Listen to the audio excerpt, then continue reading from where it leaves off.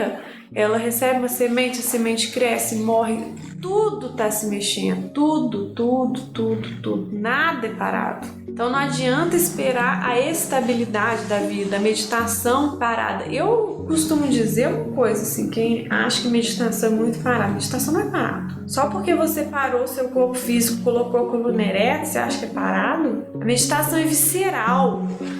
A meditação te abre, te bota na frente de um espelho que poucas pessoas têm a coragem de enxergar.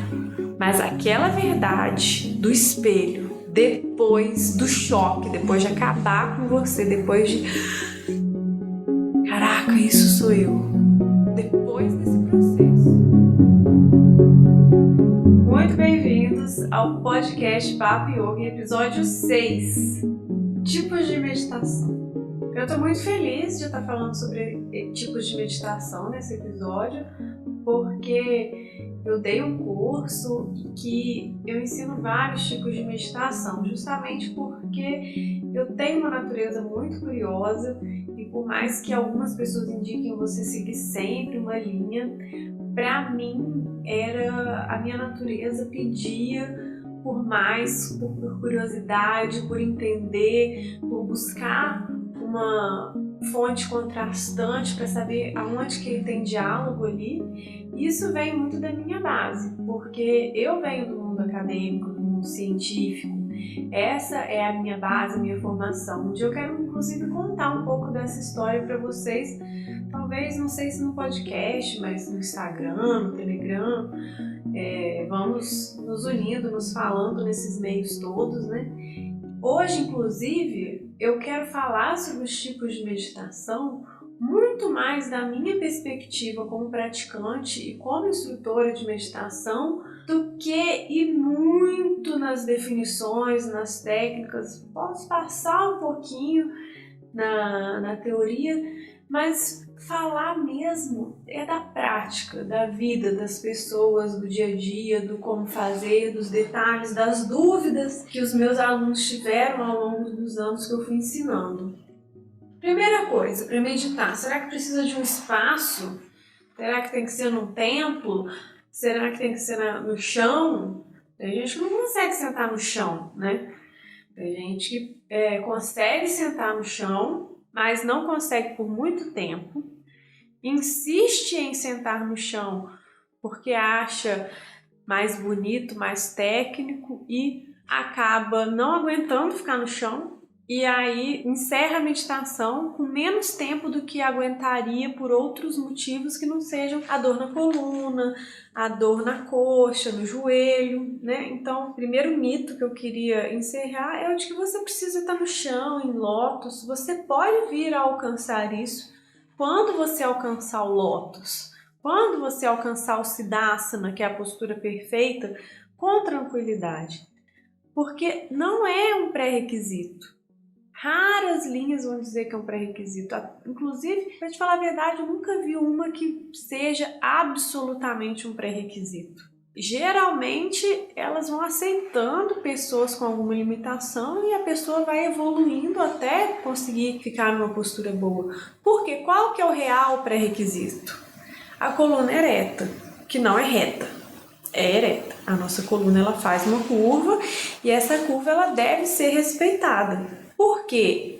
Os antigos chamavam o que passava dentro da coluna de Sushumna Nadi, um canal energético. E hoje a gente sabe que o principal comunicador biológico do nosso corpo é a medula espinhal que passa dentro da coluna. Então a gente deixa ela reta, ou seja, a gente deixa ela não perturbada. E a gente acha que é natural, mas a gente raramente no nosso dia a dia está com a coluna realmente ereta. Às vezes a gente está assim, apoiado pelo cotovelo numa outra cadeira, ou então a gente está assim, com os ombros abaixados, olhando no celular. No computador, então, a gente acha que está reto, mas vai afundando, fica com aquela pancinha de computador, que é falta de musculatura aqui, porque não usa musculatura para sustentar. E isso prejudica a nossa coluna, mas não só. Prejudica a musculatura e a própria comunicação para o cérebro, tanto de forma energética quanto no nosso corpo físico também. Então, você quer sentar para meditar numa cadeira? Tranquilo, é até melhor. Eu só digo que senta na ponta da cadeira.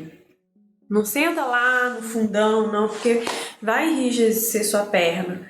Senta na ponta da cadeira. Aí, já que eu tô falando de tipos de meditação, vou falar duas coisas interessantes, duas visões completamente opostas sobre o simples ato de sentar. E aí você pode escolher qual você quer usar, qual que você se identificou nesse momento, ou se você quer variar. Existem linhas que vão dizer para você, por exemplo, cruzar a perna, fazer um mudra com as mãos, ou seja, deixar os dedos numa posição específica, sem mexer, e a coluna bem ereta. E que tem uma função energética e fisicamente isso vai diminuindo a concentração de sangue dos membros e concentrando aqui no tronco e na cabeça. E realmente, se você ficar assim um tempo, você vai sentindo essas partes do corpo ficarem dormentes. Essa é a parte física. E energeticamente também tem a mesma concentração. Outras linhas vão dizer para você sentar na ponta da cadeira, descruzar pernas e braços, porque ao cruzar uma perna ou um braço, você estaria se fechando. Isso, informacionalmente, para o nosso cérebro, é real. É real. Quando a gente discorda de alguma coisa, pode observar, faz uma auto-observação. A gente tende a cruzar o braço, desviar um pouco o olhar. Às vezes você está querendo ser simpático, você não pode discordar da pessoa e você concorda assim, com o braço cruzado. Não é a sua verdade, sabe? O nosso concordar, ele é assim, sim. O nosso físico expressa precisamente o nosso interior, precisamente. A gente que não sabe ler perfeitamente, a gente só sabe ler parcialmente, mas o nosso físico denuncia tudo. A Monja Coen fala, a gente acha que tem segredo, mas não tem. A gente é transparente. Então, já é um fator aí para você escolher. Perna cruzada ou pontinha da cadeira, pés bem paralelos, sola do pé no chão. Outra questão. Não vou nem dizer que é uma divergência, porque não chega a ser divergência, mas alguns lugares não vão focar muito na questão de se você está de sapato ou não. Porém, muitos vão dizer, tire o sapato. O nosso sapato, ele tem um formato, ele tem um material, ele tira um pouco essa conexão da sola do nosso pé com a Terra, com o planeta Terra. E se você não acredita em conexão e energia, tudo bem, ele tira a sensibilidade da sola do seu pé.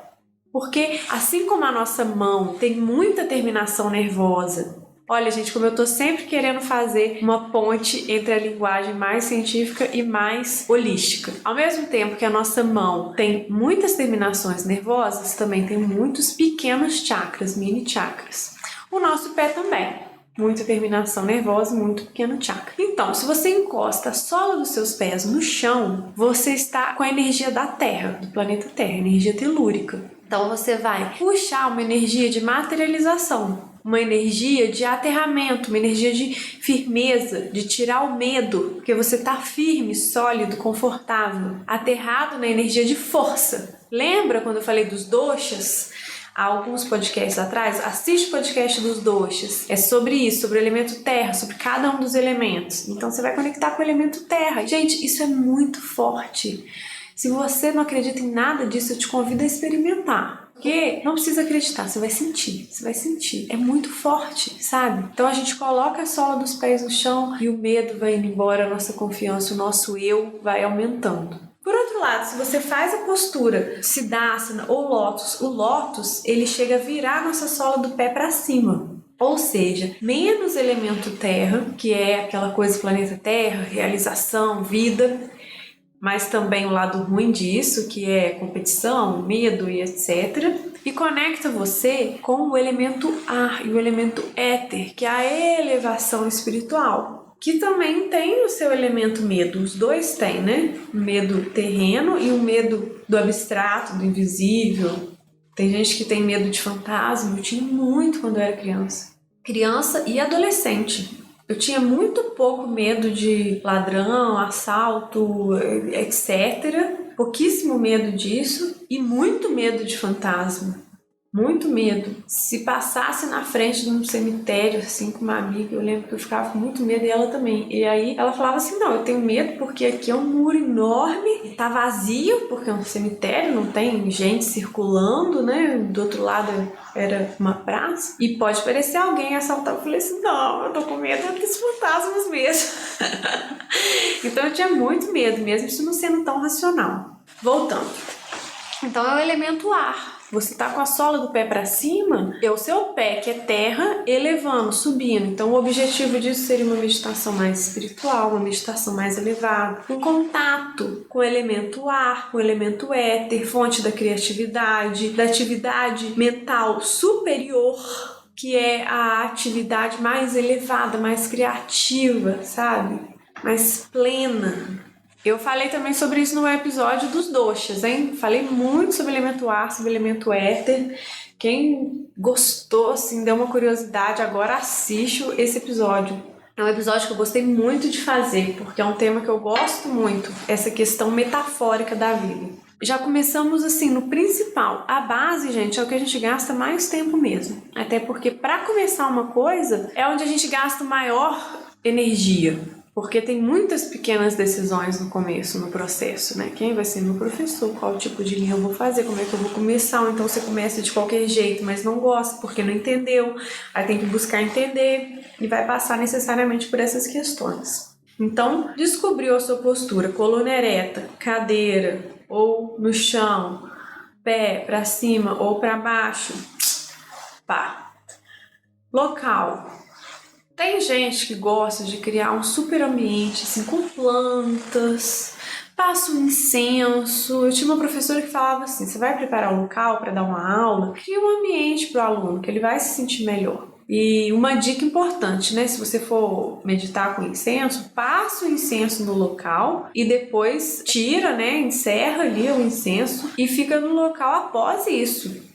Você não fica com o incenso ali na sua cara, aquela fumaça respirando, não. Você incensa o local, você é toda uma ritualística. Que é, por um lado, muito legal, porque preenche assim, o seu sentido, então é uma coisa a menos para você pensar, uma sensação boa, um incômodo a menos. Por outro lado, é uma ritualística a mais. É uma coisa que você não precisa criar um vício com isso. Então, por um lado, você tem uma situação de criar todo um ambiente, ter uma cadeirinha de meditação, ter um local com plantas, ter um aroma do incenso ou de uma essência, preenchendo ali os seus sentidos, ter um conforto físico, ter praticado um asana antes, feito um pranayama, tem isso tudo assim ao redor, isso é de um lado. E do outro, tem a questão de você meditar aonde estiver, conseguir alcançar a paz independente do caos. Porque também tem o barulho, se você está num lugar barulhento e conseguir a paz ali, meditar sentindo e aceitando aquele barulho. Então, assim, esse primeiro, que seria, assim, mais ritualizado, ele pode servir para te ajudar a chegar no segundo, que é o meditar sempre em qualquer lugar. Ou, se você é uma pessoa mais prática, você não precisa disso. Gente, meu irmão ele já me zoou uma vez que ele tava com dor nas costas. Eu falei assim, nossa, eu não acredito. E eu sou professora de yoga e você com dor nas costas. Poxa, vamos fazer um yoga. E ele fala assim, não sei, porque não quero comprar incenso.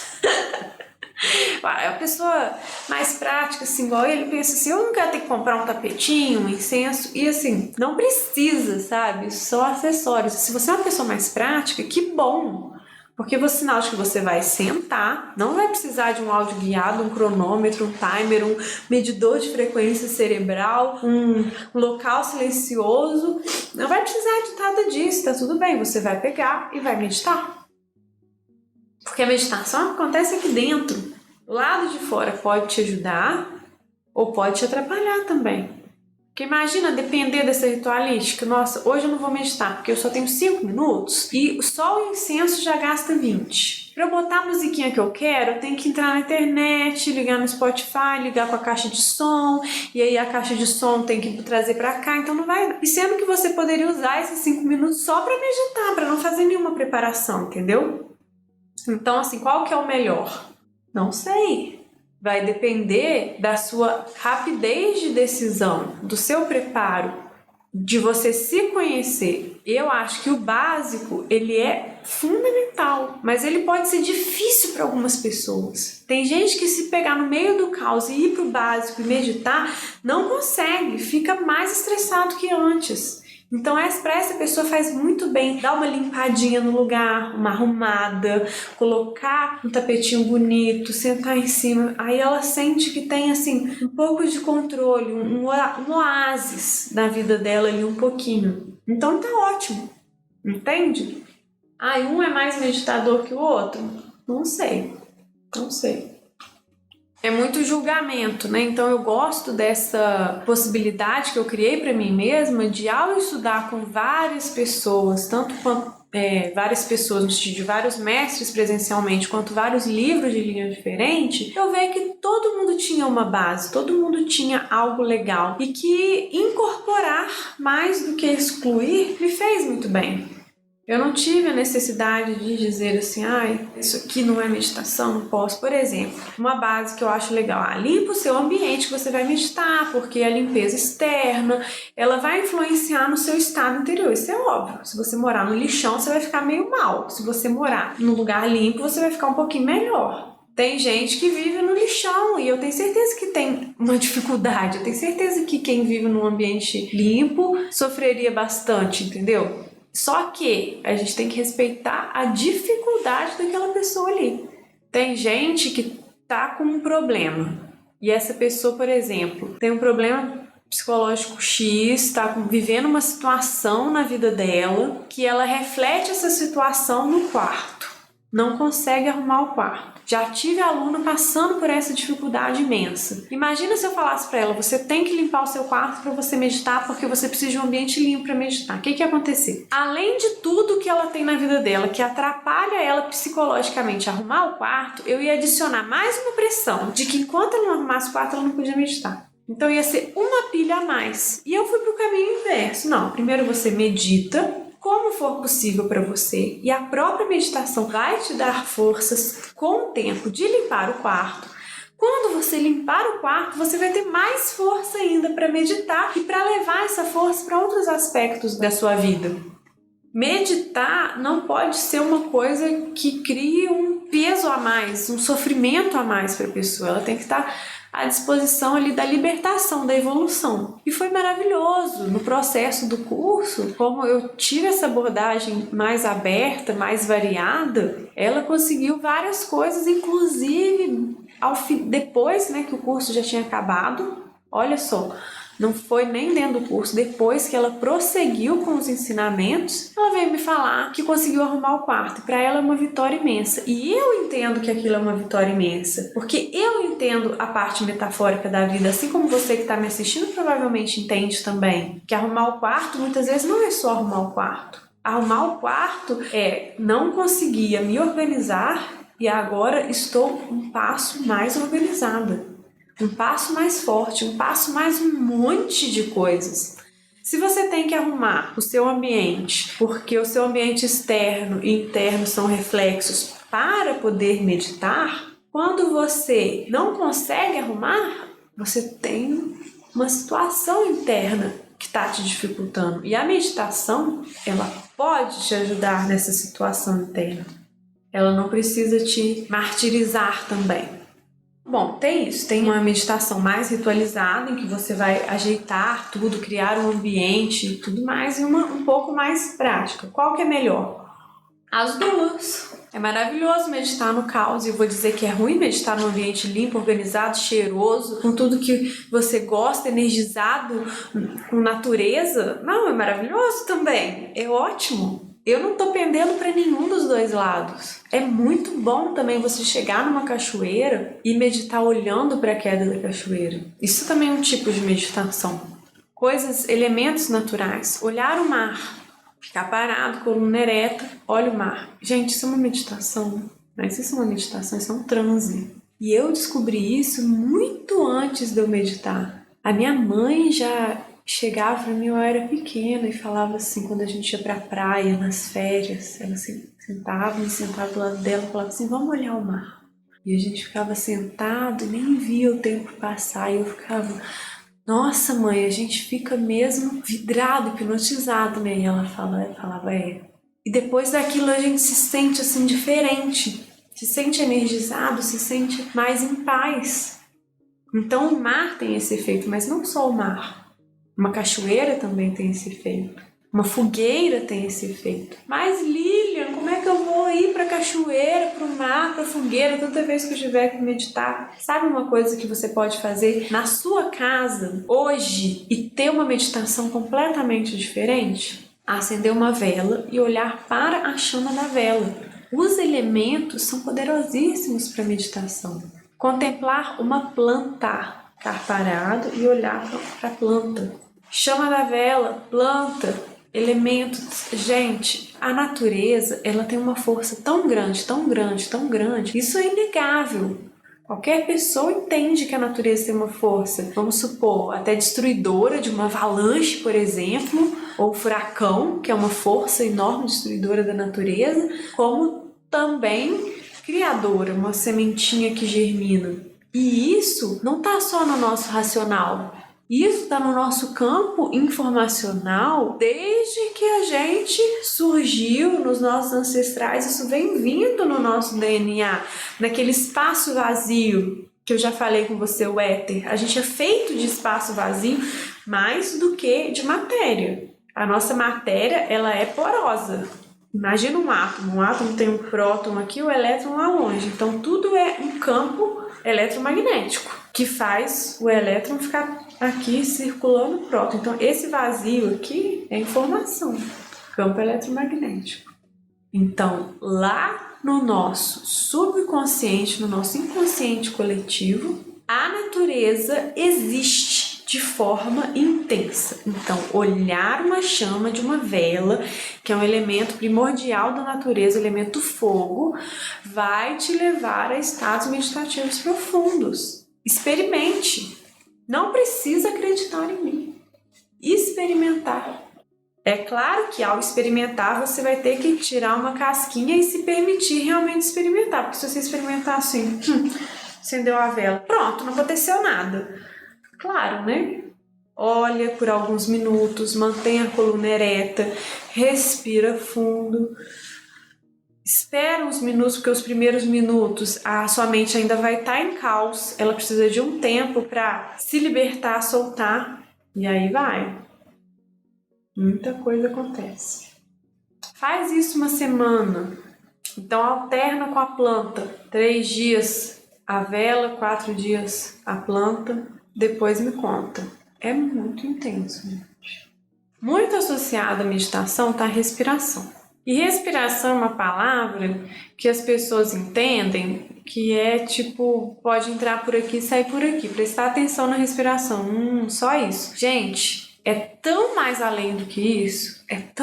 Tem tanta técnica de respiração. Tem tanto livro sobre respiração que, assim, bibliotecas inteiras só sobre respiração. Então, é uma profundidade. Só que o que acontece? O primeiro passo de tudo, desbloquear o diafragma, ampliar sua capacidade respiratória. Eu tenho um podcast só sobre pranayama, inclusive acho que eu vou fazer mais podcasts só sobre respiração, porque tem muita coisa para falar. Mas a primeira de todas que eu falei nesse podcast é desbloquear o diafragma. Ou seja, um exercício é respirar pela barriga, levando a barriga para frente. Você não precisa respirar assim para sempre, mas esse é um exercício para você perceber se o seu diafragma está travado ou não, e se estiver travado, ir destravando ele aos poucos. Só que desbloqueou o diafragma, as suas emoções não são emoções inventadas, não são drama. As suas emoções que estão aí dentro, que você mesmo cuidadosamente enterrou lá no fundo do seu subconsciente para não te atrapalharem, vão vir à tona. E aí todo mundo prefere já se sabotar e falar assim, não, é só prestar atenção na respiração, não precisa se forçar muito, eu já respiro o dia inteiro, não tenho paciência para isso não. Já se sabota, porque vai entrar em contato com a emoção. E a nossa sociedade hoje, principalmente os homens, não são encorajados a lidar com a própria emoção. Dependendo da família que a pessoa nasce, coitado, não pode nem ter emoção. Eles não aprendem a amadurecer a própria emoção, eles só aprendem a reprimir a emoção. E para amadurecer, você vai ter que sentir, compreender, trabalhar, elaborar, evoluir aquilo. Isso é um trabalho que você vai ter que virar um pouco uma criança por um momento. Sem você se aceitar como uma alma infantil que teve dores na própria infância que doem até hoje, as suas emoções ou vão ser infantis ou vão ser reprimidas. Pelo menos as que tangem os seus gatilhos ali, que cada um tem alguns, não todos.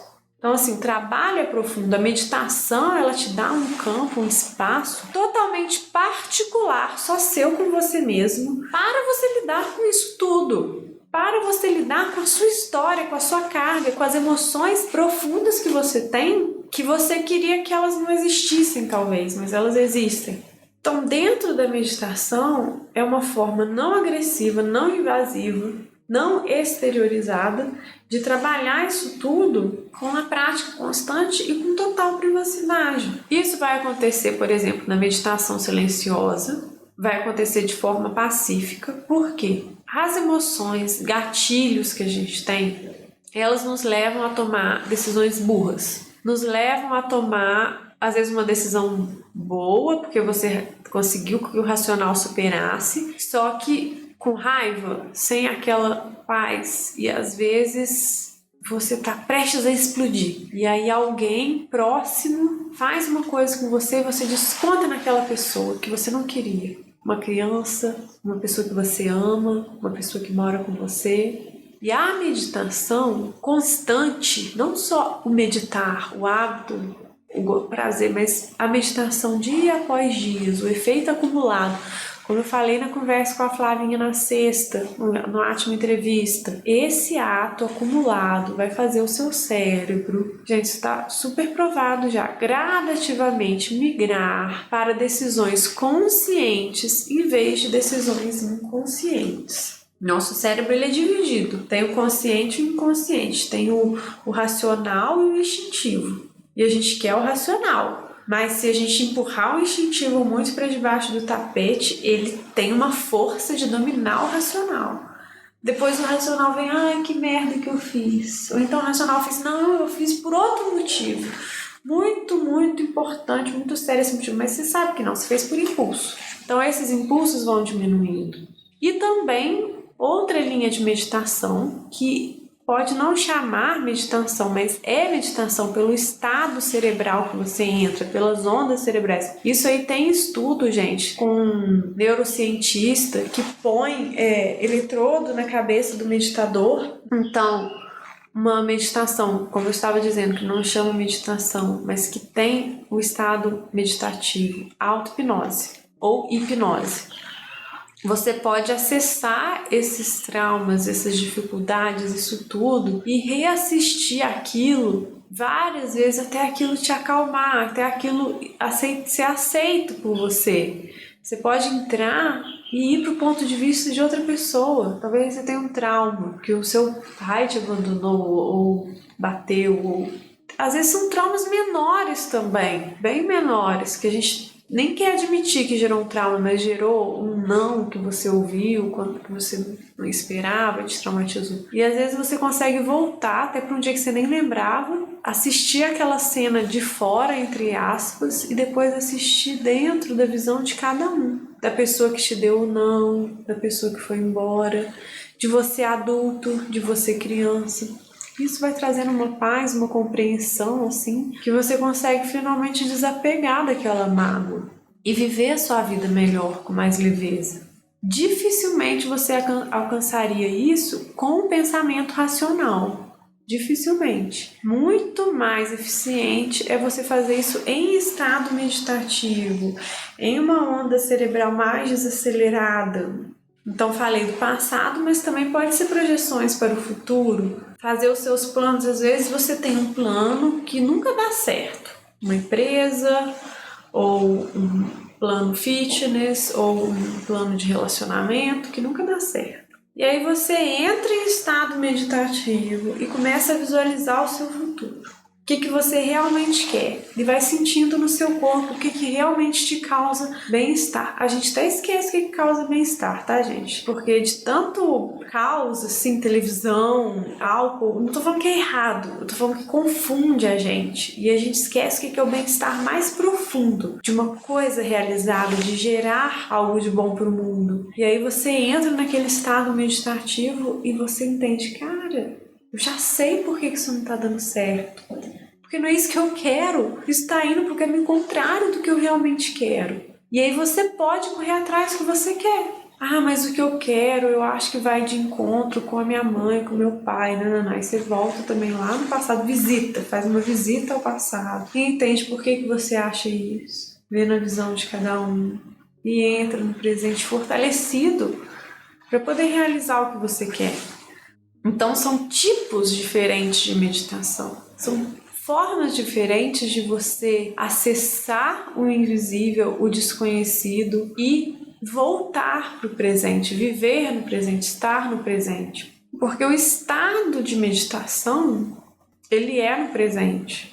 Agora, existem meditações que você não vai no passado, não vai no futuro, que você fica aqui no presente. Esse é um outro tipo de meditação maravilhoso. Para quem tem muita ansiedade, vive lá no futuro, ou muita depressão está lá no passado, essas técnicas curativas, às vezes elas começam a ficar no limite, porque a pessoa vai tanto no passado que ela não consegue mais, porque ela travou, ela já vive lá no passado, que ela precisa menos passado, mais presente. Ou então tem tanta ansiedade que a pessoa não consegue colocar nada em prática hoje, porque ela está sempre pensando no amanhã. Então essa pessoa precisa voltar aqui para o presente. Isso eu faço muito na mentoria em meditação, é ver aonde que a pessoa está. Se está no passado, no futuro, aonde que está. E quem precisa vir para o presente. Meditação simples. Fecha os olhos e começa a sentir tudo. O que é presente? Presente é minha respiração, meu batimento cardíaco,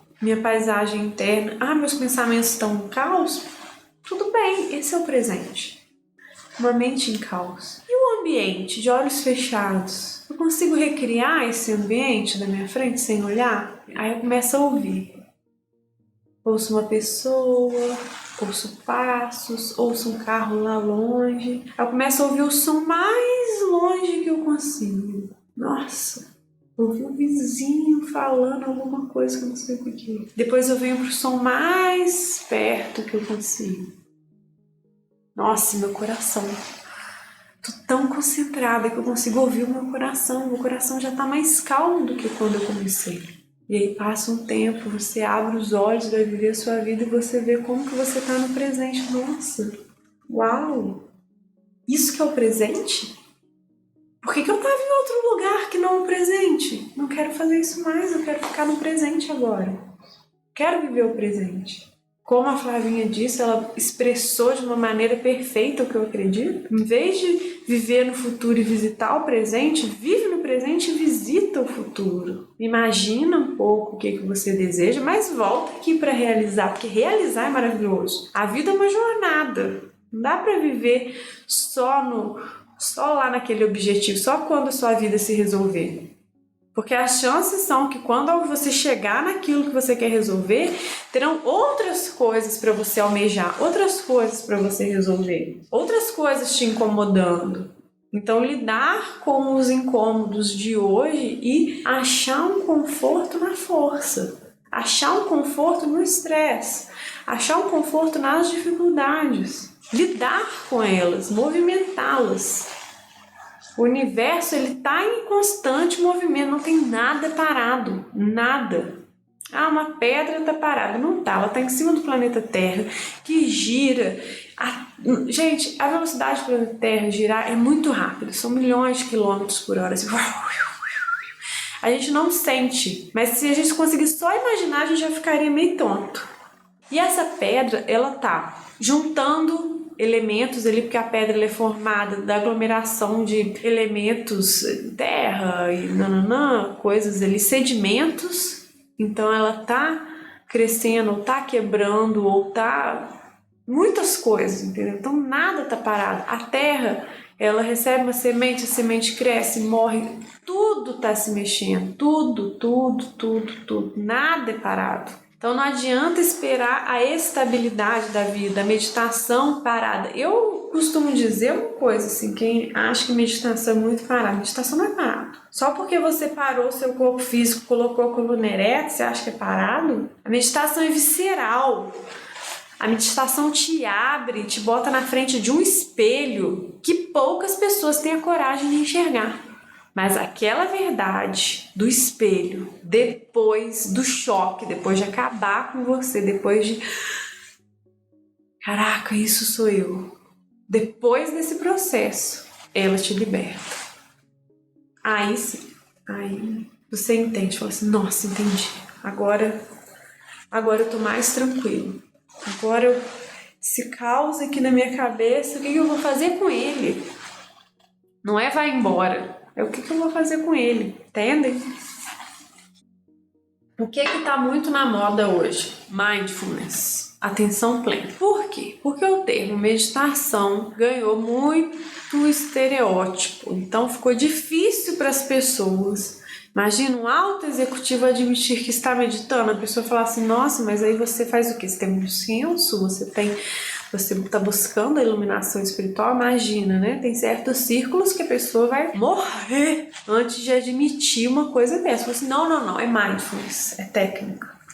Então tá bom, tudo bem. Vamos falar de mindfulness.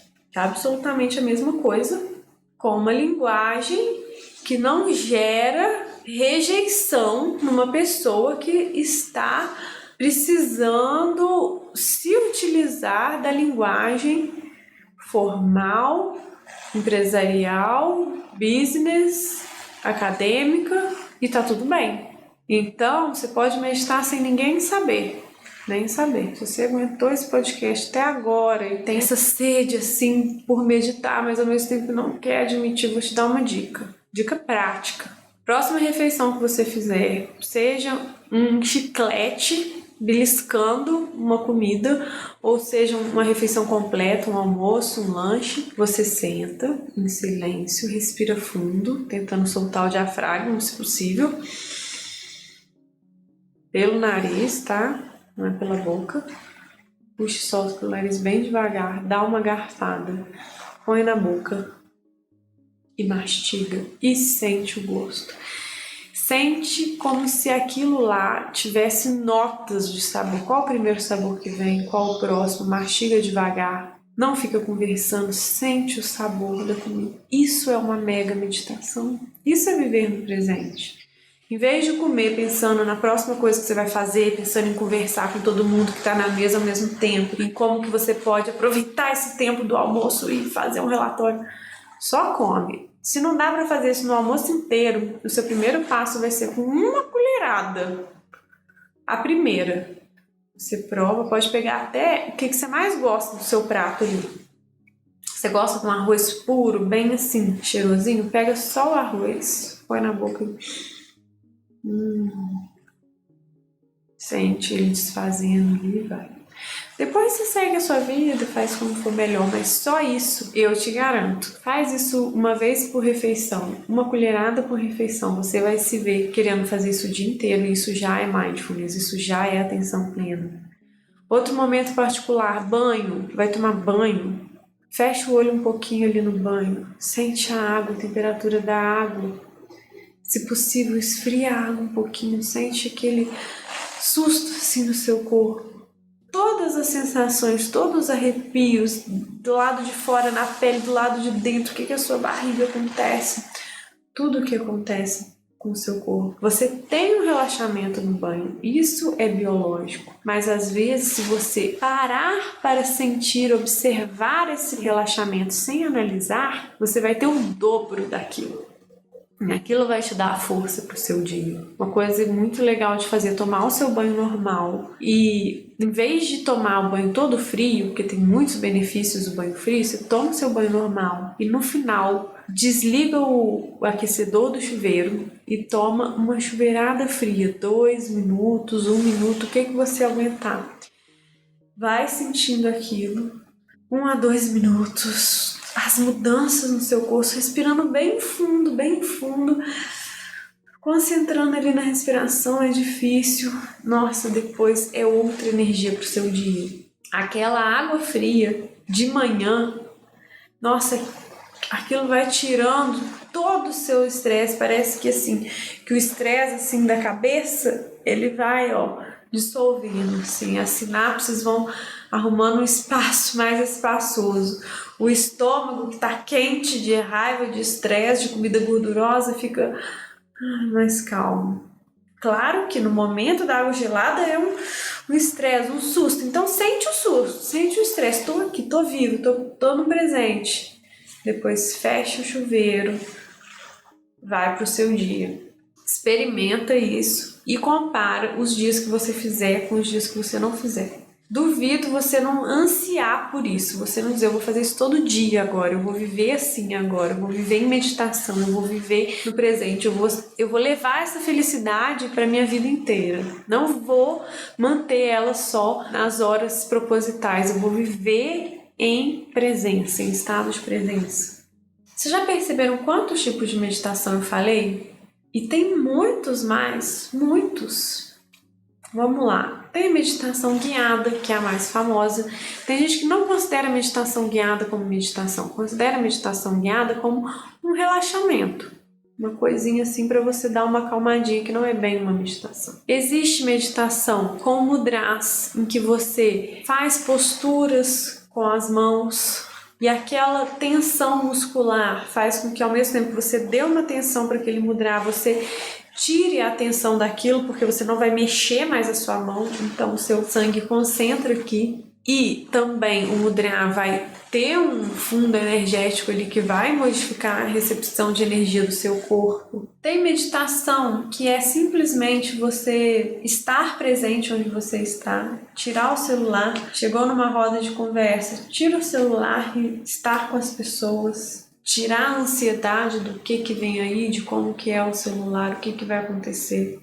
Tem meditação em mantras, que é uma palavra que você vai repetindo aquela palavra, repetindo.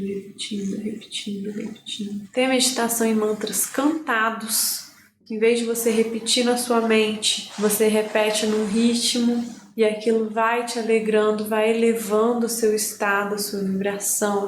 Tem meditação dançando. A pessoa faz uma dança, depois senta com aquela energia e canaliza aquela energia. Tem meditação com trocentos tipos diferentes de pranayama. Pranayama que relaxa, pranayama que energiza uma parte específica do corpo. Pranayama, uma tradução não muito perfeita, segundo os exercícios de respiração. Tem um podcast só sobre isso, mas definitivamente preciso de fazer mais alguns. Tem a meditação da visualização. Tem todo tipo de visualização, visualizar o passado, o presente, o futuro, visualizar o seu corpo sendo curado.